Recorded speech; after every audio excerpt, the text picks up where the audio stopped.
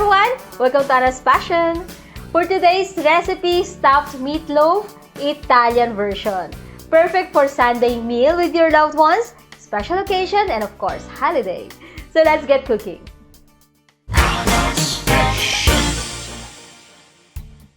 Let's begin by adding milk to the bread. I'm using sliced bread, pwede kang gumamit ng leftover bread. Ito ay Italian technique used when making meatloaf or meatballs to make your meat extra soft and moist, so hindi siya dry. Lagyan na natin.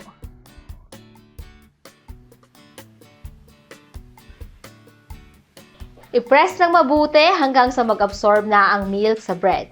Then, set aside.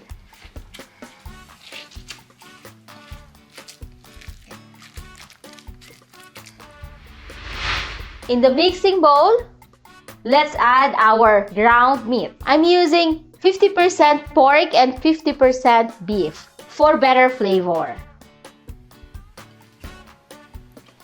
Then add the soaked bread, grated garlic, chopped onion, chopped parsley, 1 medium to large egg, grated parmesan cheese or parmigiano reggiano, and season with salt and pepper. Then mix the mixture by hand or with gloves or spoon for about 5 minutes. Ako, mas prefer kong mixing by hand kasi I believe the more you handle the food, the more you can understand and connect with it. Kung agree kayo dyan, comment nyo lang sa baba. So, mix na natin. I-mix ito until you have a soft and compact mixture na yung talagang makikita nyo na dikit-dikit na sila. This part is very important kasi pag hindi nyo na-mix ng maayos, may tendency na habang niluluto nyo, bubukas ito or maghihiwa-hiwalay. Ganitong texture ang gusto nating ma-achieve. Once ready na, i-transfer sa parchment paper. Spread it with your hands. Shape like a rectangle. Huwag niyong masyadong ninipisan. The thickness should be 1 to 1.5 centimeters. Make the edges slightly thinner than the center. Parang ganito.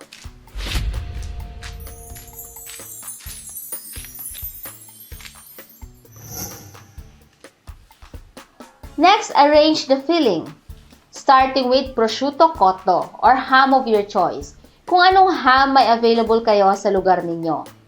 Sa center lang natin ilalagay ang filling. Mag-iiwan tayo ng at least 2 to 3 centimeters edges para masara natin ito ng maayos.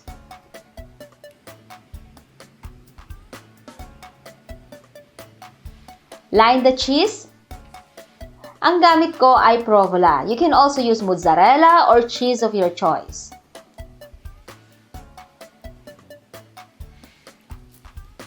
Then last, our 3 boiled eggs. Kung ayaw nyong may egg, you can replace with boiled carrots or spinach. Now let's shape the meatloaf by rolling the meat with the help of parchment paper.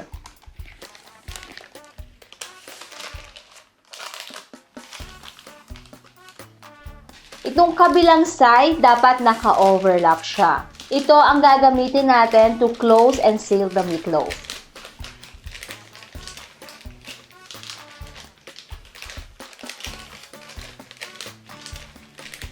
Close tightly and seal carefully para hindi ito bubukas habang niluluto. Siguraduhin yung napagdikit at nasara ng maayos kasi ang first trial ko nito ay bumukas habang niluluto.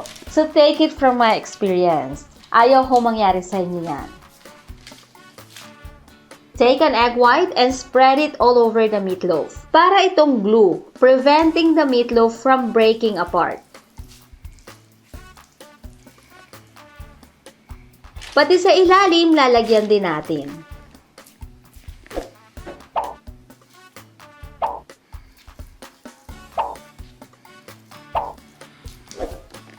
Once done, cover it with parchment paper and wrap it like a candy. Hihigpitan ninyo para maganda ang shape nito.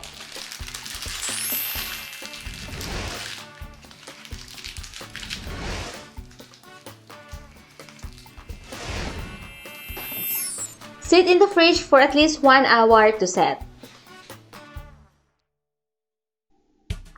Let's start making our sauce. In a pan, pour olive oil and heat over medium heat.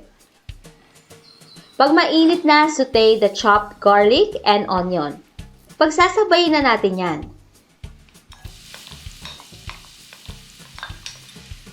Saute for 2 minutes or hanggang lumambot na ang onion. Pour 1 liter of good quality tomato sauce.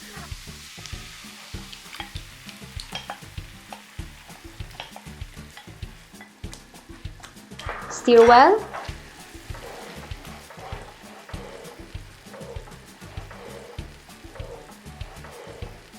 Season with salt and pepper.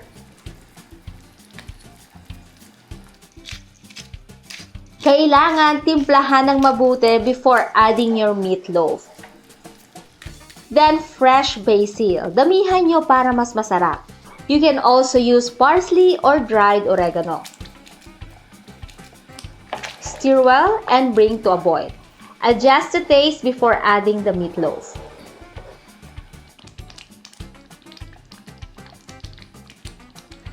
Carefully add the meatloaf to the sauce. Yung iba, they brown their meatloaf before adding in the sauce. Pero ako, hindi na kasi yung second trial ko nito, I browned my meatloaf. Then nasira siya. So yup, this is my third trial. Yung first bumukas, second nasira after browning, then itong third for sure perfect na. Experience is the best teacher talaga. Maglagay ng sauce over the meatloaf. Cook the meatloaf with the lid for 1.5 to 2 hours over low heat. Check occasionally at baliktarin ito after 30 minutes. So once or twice nyo itong babaliktarin. If your sauce is too thick, feel free to add a little bit of water. Ayan na guys, tapos na ang ating stuffed meatloaf. Finally, after 2 hours. Yan. So kill the heat and we're done. Palamigin ng bahagya before serving or ikat. So kung na-notice ninyong marami akong sauce na nilagay, sinadya ko yan. Kasi itong sauce na ito, kung may tira, masarap ito sa pasta ninyo. Meron na kayong pang second course na meat. Meron pa kayong for your first course na sauce for your pasta. O diba, kompleto na. Dessert na lang ang kulang. So yan. Babalikan ko kayo mamaya. Ikakat natin to.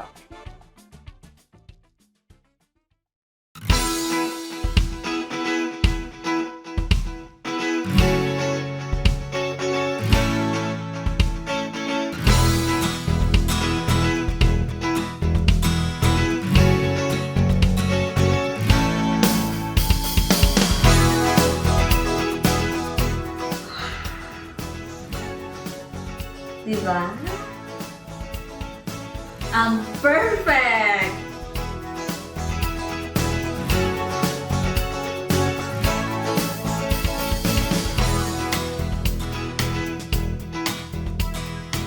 Buon appetito!